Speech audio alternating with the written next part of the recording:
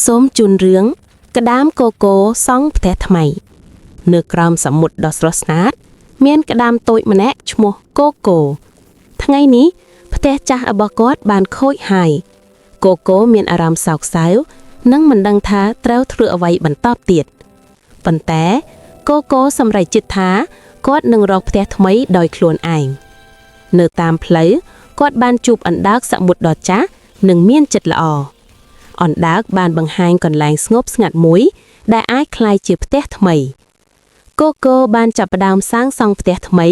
ដោយប្រើសំបកសែលនិងថ្មតូចៗមិត្តត្រីតូចៗបានមកជួយគាត់ដោយចិត្តសប្បាយរីករាយបន្ទាប់ពីការខិតខំផ្ទះថ្មីរបស់កូកូក៏បានបញ្ចប់គាត់មានអារម្មណ៍សុខសាន្តនិងមានសុវត្ថិភាពក្នុងផ្ទះថ្មីរបស់គាត់